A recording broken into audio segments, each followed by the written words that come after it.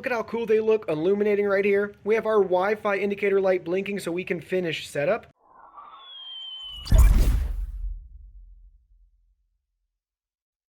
Hey everyone, Digital David here. Today in this video, I'm going to be checking out the TP-Link Kasa Smart Wi-Fi light switch dimmer. I did purchase this product myself, and any opinion expressed in this video is strictly my own. That being said, if you're interested in this product, you want to find out more about it, the link to it will be in the video description.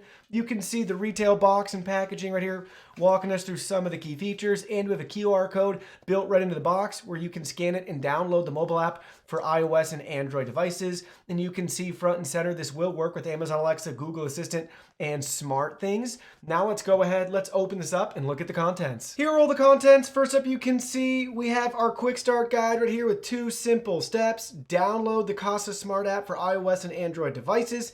Follow the instructions to get your switch installed, and they have customer service and contact information on the back side.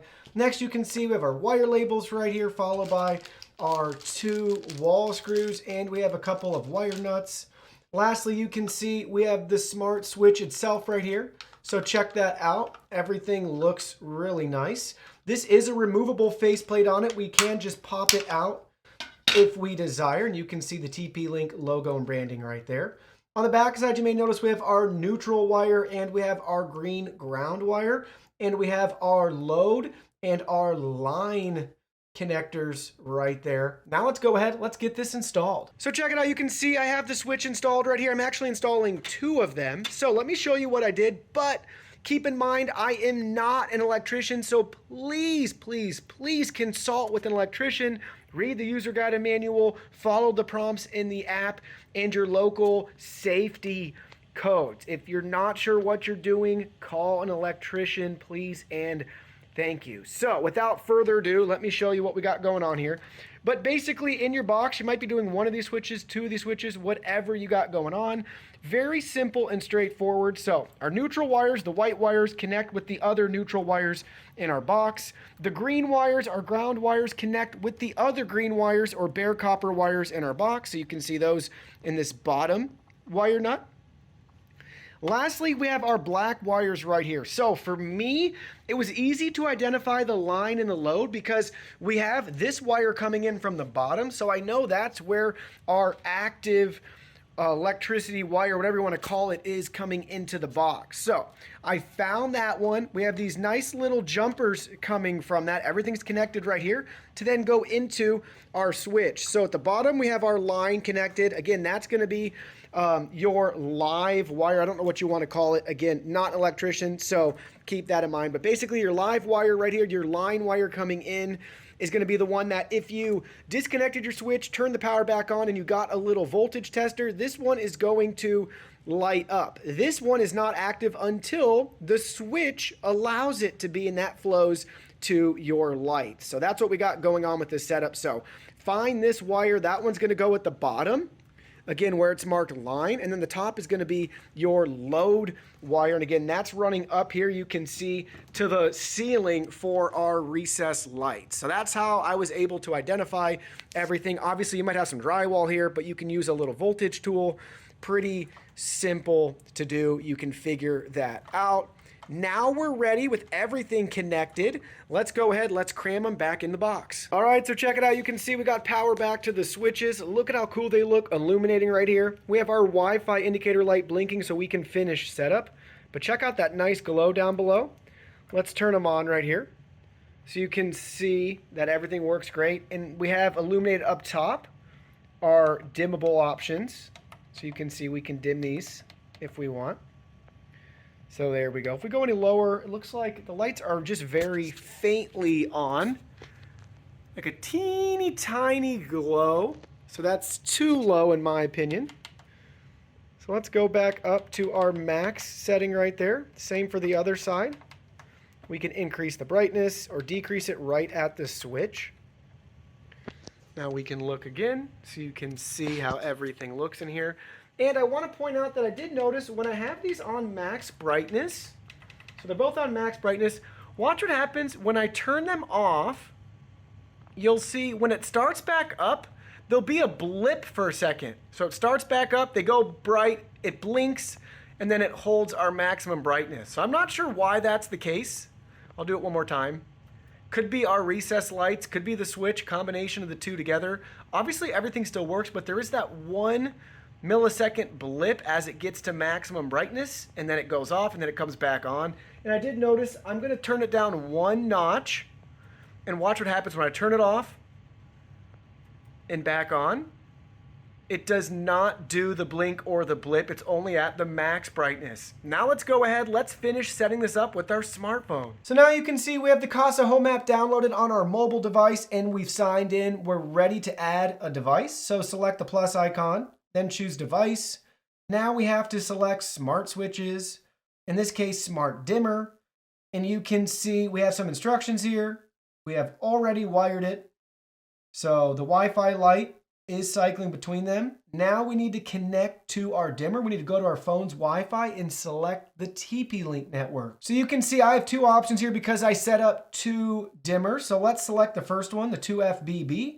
Now you can see we're connected to it, and let's go back into the mobile app. Now back into the app, you can see we can select I'm already connected, and it's going to work on connecting to our smart dimmer. It connected to the dimmer. Now we need to choose our local network. So let's go ahead, let's select our local network and enter our password. With our password enter, you can see now it's finishing setup to connect and establish a connection. Next up, you can see we have to name our device. So let's go ahead, let's name it Dimmer1 and select save. Choose our icon, hit save, and now we need to set our dimming range, so let's go ahead and do that now. Next up, you're gonna see this screen after you complete the test right here. We're gonna select it's all good. Now our calibration is complete, and we can always change that later. Let's select continue, and there we go. We have successfully set up and configured our smart dimmer. And now you can see we have a nice overview of the dimmer, how to adjust everything. Let's select exit, and now we can go in and look at the dimmer settings. So here we go, check it out. You can see all the features that we have right here. Let's dive into those in more detail. So first up, you can see in the top right-hand corner, we have our settings gear icon where we can view all of our device settings if we want to rename it or change the icon. Here's our basic smart dimmer configuration options for our tap controls and our double tap. So you can see fade on speed, fade off speed, and then our double tap, you can see what we have here. Gentle on or off, instant on or off. So gentle on, gentle off. We can tweak all of that right there. Then we have tutorials walking us through everything again that we saw in the startup. We can view our device information. We can recalibrate the dimming as needed. And then you can see we can remove the device as well. Then we can go back here on the main screen. Obviously we have our power on and off. And we have 4 quick settings that we can edit as needed. So you can see we can edit that preset if we want. Here's our presets again at the bottom. You can see them. Then you can see we have a scheduling option. So we could set a schedule. We could choose the action on or off, use a preset, our fade rate, the time or sunrise, sunset, and which days of the week. Then we can save and set our schedule. We also have a timer option here. So you can see we could choose to turn it on or off at a certain time. And then we have an away mode we can set to and choose which days of the week we want it to repeat. So that's a quick look at the dimmer settings. Now let's go ahead, let me spend a little more time with it, and I'll share with you guys my final thoughts. So now I've spent some more time using the smart dimmer, so let me share with you my final thoughts. First thing I want to point out is I did spend some more time going over the blip issue. I went through all the device settings that I could change, tried all the different combinations, and the best one for me is to have it come instant on and instant off. I think when I have it to those other settings, it just causes a little bit of issue with my recessed lights in particular when it gets to that maximum brightness. So the first solution has always been just have it 1 notch below max brightness, and it works just fine without any blips. The second thing I was doing and was able to do is have that instant on and off, and that has helped. It hasn't fully gone away at max brightness, but I've noticed as long as I don't turn the switch on and off really quick, it doesn't do the blip upon initial startup, if that makes any sense. So like if I come in the room after 5 minutes, turn the lights on, it won't do the blip. But if I come in the room after 5 minutes, turn the lights on right away, then turn them back off, and then turn them back on, it's gonna do that blip. But for the price, you can't beat the value of this smart switch and dimmer and the features that you get. Well, that concludes our video. Thank you so much for watching. Don't forget the product link will be in our video description below. Please go ahead, check it out, and do your shopping from there. Any purchase made through that link helps support our channel at no additional cost to you. So we're really grateful and thankful for all of your support. While you're at it, can you go ahead and hit that like button for us? And subscribe to our channel. We have new content coming out daily, and we don't want you to miss anything. Please go ahead and give us a follow online and make it a clean sweep. Facebook, Twitter, Instagram, Twitch, TikTok, Discord. You can message us on WeChat, check out our website, and join our free newsletter. Thank you guys so much for being here. Don't forget new content daily, and we can't wait to see you in our next video.